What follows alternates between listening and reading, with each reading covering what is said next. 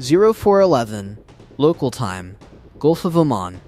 The sea is black, not dark. Black. The kind of darkness that swallows everything above the waterline and buries everything below it in absolute silence.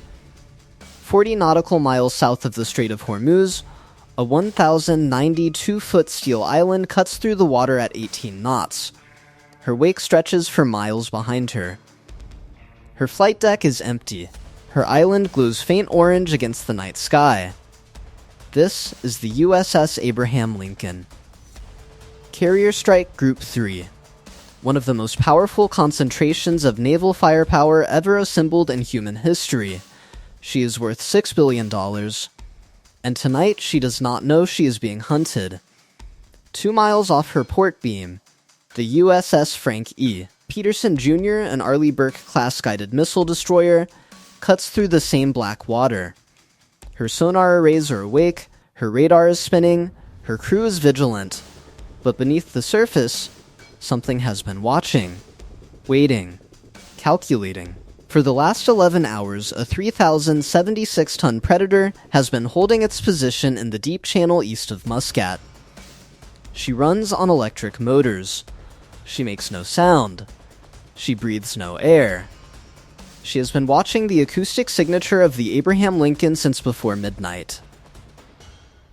This is the Terek, an Iranian Kilo-class submarine, valued at approximately $300 million. She is one of Iran's most capable underwater assets, built originally in Russia during the 1990s, upgraded quietly over the years with Iranian modified weapon systems and electronics.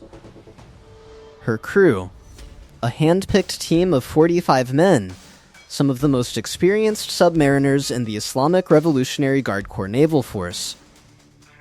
Tonight, they have orders. Tonight, they intend to change the course of a war. To understand what is about to happen, you have to understand the world these men are operating in. It has been 18 days since Operation Epic Fury began. On February 28, 2026, the United States and Israel launched the most coordinated military campaign the Middle East had seen in a generation. Wave after wave of strikes hit Iranian nuclear facilities, command bunkers, missile storage sites, and military infrastructure across 3 provinces. The campaign was precise. It was overwhelming. And it sent a message that no one in Tehran could ignore. Iran answered. Not immediately. Not with missiles. With patience. In the first week of March, Iran effectively sealed the Strait of Hormuz, the world's most critical maritime choke point, through which nearly 20% of the world's oil passes every single day, went silent.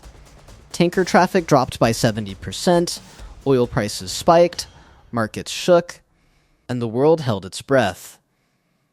Then, on March 4th, the USS Charlotte, a Los Angeles-class attack submarine operating covertly in the Indian Ocean, torpedoed and sank the Iranian frigate IRYS Dana off the coast of Sri Lanka. It was the first US torpedo attack since World War II. And it marked a line in the sand that could no longer be walked back. By mid-March, United States Central Command had confirmed the destruction of over 30 Iranian naval vessels. Midget submarines, fast attack craft, missile boats. One by one, they had been found, tracked, and eliminated. The Iranians knew this. The Terek's captain knew this. And yet, here he was, 2,000 feet below the surface of the Gulf of Oman, 61 nautical miles from the nearest Iranian coastline, with his torpedoes armed and his crew at battle stations. He was not retreating. He was not hiding. He was hunting. 0411, local time. Inside the Combat Information Center of the USS Frankie Peterson Jr., Petty Officer 2nd Class Torres was alone with his console. The rest of the CIC was quiet. Watch rotation had just changed 20 minutes ago. The night watch was settling in. Torres had been staring at his sonar display for 2 hours. Nothing. Routine biologics, some distant surface traffic, A faint thermal layer at 400 feet that scattered sound in unpredictable ways. Nothing unusual. Then he heard it. Not an explosion.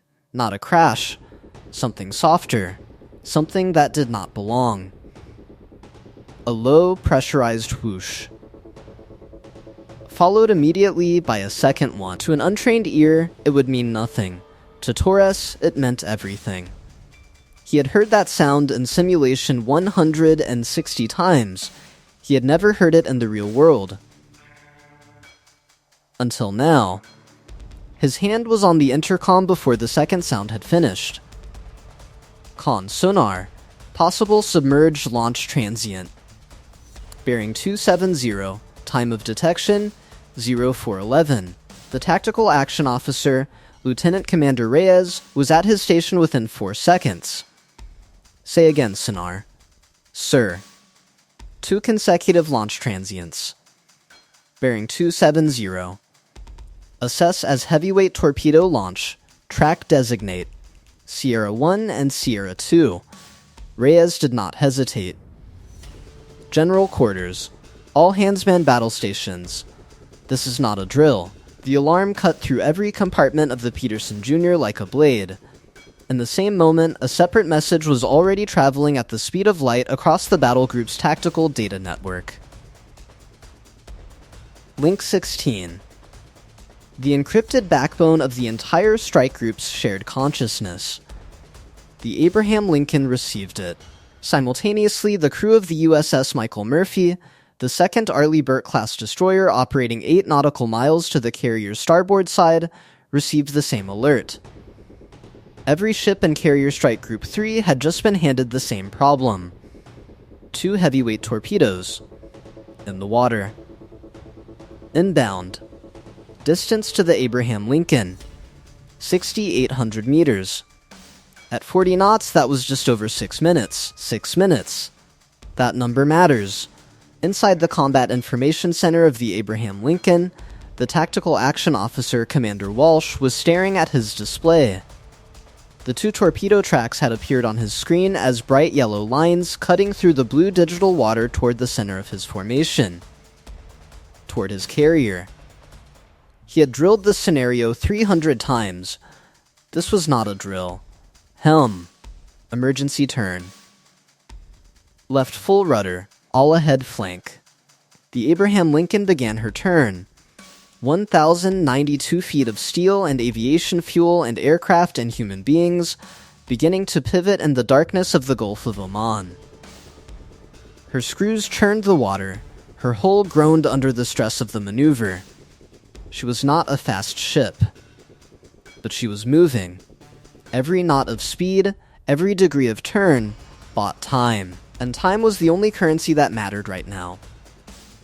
Distance. 5,500 meters. 0412 local time. On the Peterson Jr., the Nixie system went active. The AN/SLQ-25 Nixie. An acoustic decoy system towed behind U.S. Navy surface combatants. It projects a synthetic acoustic signature into the water. A ghost. A perfect imitation of a large warship, designed to seduce an incoming torpedo away from its intended target. 2 Nixie decoys deployed. The water behind the destroyer lit up with sound.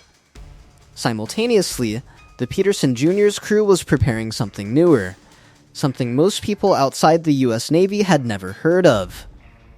The Compact Rapid Attack Weapon. CRAW. An anti-torpedo torpedo. A weapon designed specifically to intercept and destroy incoming heavyweight torpedoes before they reach their target. A hard kill system. When the Nixie fails, when the decoy is not enough, the CRAW is the last line of defense between the torpedo and the hull of a ship worth $6 billion. The targeting solution was locked. The first CRAW round was ready. Distance, 4,200 meters, 0413 local time. Sierra 1, the first torpedo track, was now displaying an anomaly. It was curving, slowly at first, then definitively. The first Valfajr torpedo had detected the acoustic signature of the Nixie decoy, and it had chosen it. The bearing shifted by 12 degrees, then 22, then 45. Sierra 1 was no longer tracking the Abraham Lincoln, it was tracking the Nixie. Lieutenant Commander Reyes allowed himself 1 second. Just one. Sierra 1 is decoyed. Confirm. Sierra 2 is still tracking. Sierra 2 was still on course, still running. Distance, 3,000 meters. At 40 knots, that was approximately 2 minutes and 20 seconds. Reyes's voice was completely flat. Fire CRAW. Sierra 2 intercept solution. Execute. The weapon left the ship. It entered the water at a steep angle.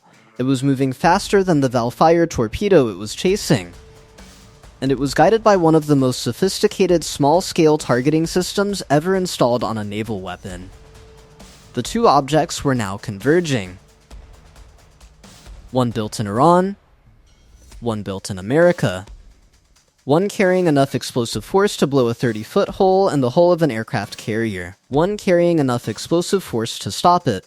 Distance to Abraham Lincoln, 2,200 meters.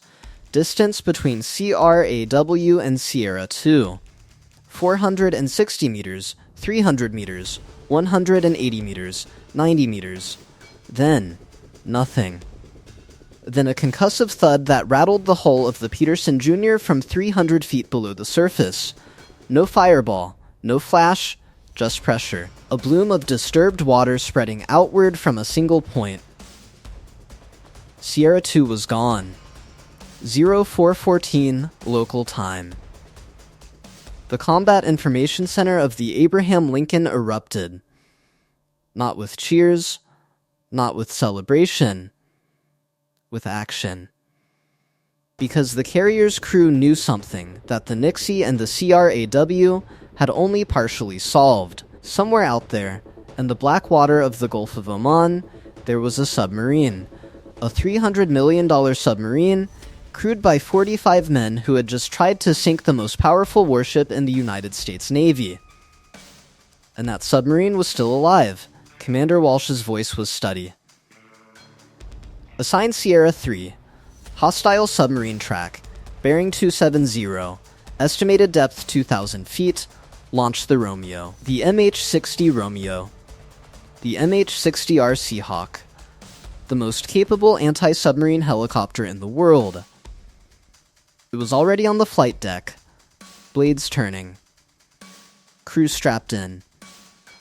It had been on standby for exactly this scenario.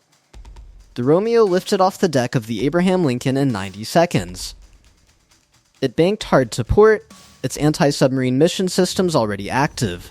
Its crew of 4, a pilot, co-pilot, sensor operator, and tactical coordinator, were running through their contact solution before the helicopter had even crossed the edge of the flight deck. The MH-60 Romeo does not simply chase submarines. It hunts them with a methodology that has been refined over decades. It drops passive sonobuoys in a deliberate pattern, constructing an acoustic picture of the water below. It uses its dipping sonar, lowering a transducer directly into the sea, listening for the specific sound signature of a diesel-electric submarine trying to run on battery power. The Kilo-class makes almost no sound when running on electric motors. Almost. No machine is perfect. No submarine is truly silent. There is always a bearing, always a depth, always a trace. 0416 local time. The Romeo's first sonobuoy hit the water at bearing 268. 3 nautical miles from the Peterson Jr.'s launch transient detection. Silence. The second sonobuoy dropped at 275. Silence. Then the third. And the sensor operator's voice changed. TAC. Sensor. Contact. Sonobuoy Delta 3. Bearing 015. Relative. Assess submerged contact. Mechanical transient consistent with Kilo-class ballast pumping. Depth estimate 240 feet. 45 men had made a decision. After firing, after watching their torpedoes leave the tubes, the captain of the Tarek had given the order to go shallow.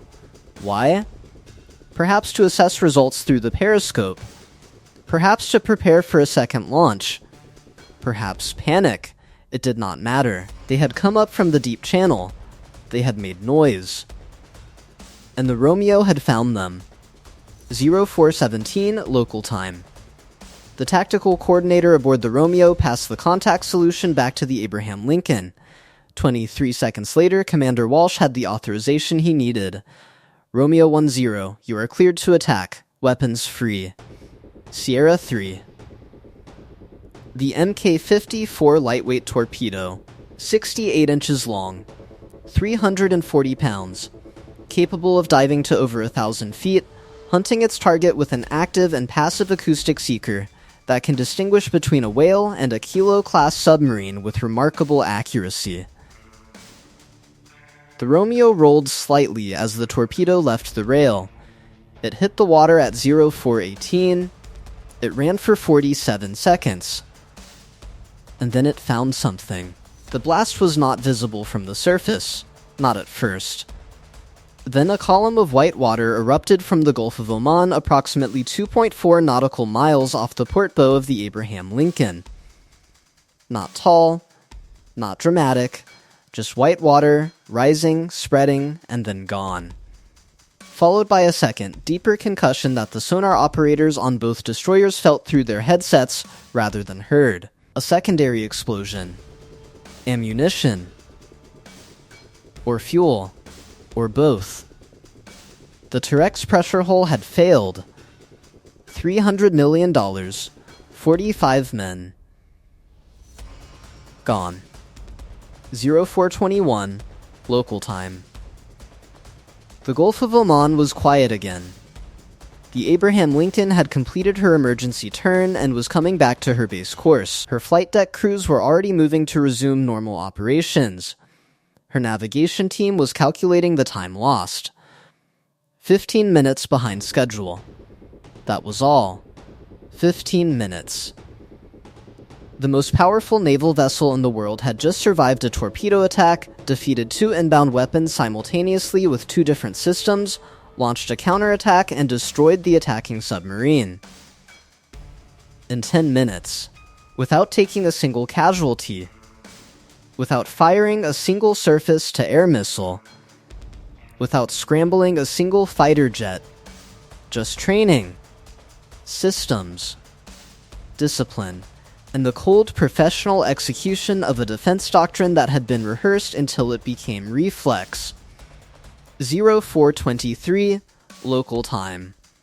Lieutenant Commander Reyes was writing his after-action log. Torres, the sonar operator who had first heard the launch transient at 0411, was being debriefed by the intelligence team.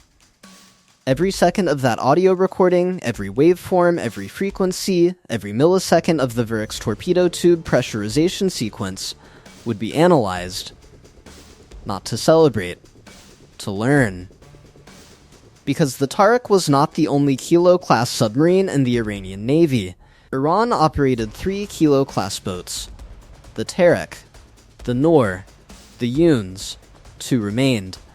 And somewhere in the deep channels of the Gulf of Oman and the Arabian Sea, they were watching, listening, waiting.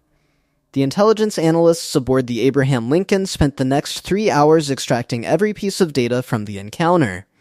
Bearing drift analysis, torpedo track geometry, the exact acoustic profile of the Valfajr launch sequence. That data was already on its way to United States Naval Intelligence in Washington, D.C.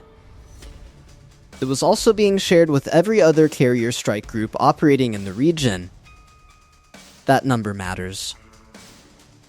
The Iranians had sacrificed a $300 million submarine.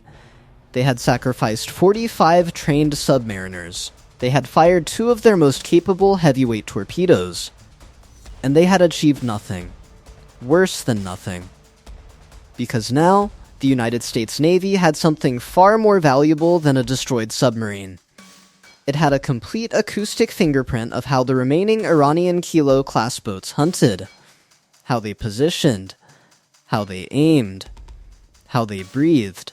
The next time an Iranian submarine opened its torpedo tube doors, somewhere in the world, a United States Navy sonar operator would hear it before the crew of that submarine knew they were being tracked. That is what 200 years of naval supremacy looks like.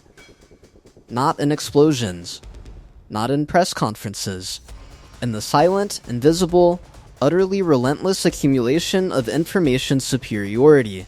0441 local time. The Gulf of Oman. The Abraham Lincoln's flight deck lights came on. The first F/A-18 Super Hornet taxied to the bow catapult. Flight operations resumed. Operation Epic Fury continued. The sea was black. Not dark. Black. And somewhere below its surface, two submarines were deciding whether tonight was worth the price that had just been paid. They had their answer. Stay sharp. Keep your eyes on the horizon.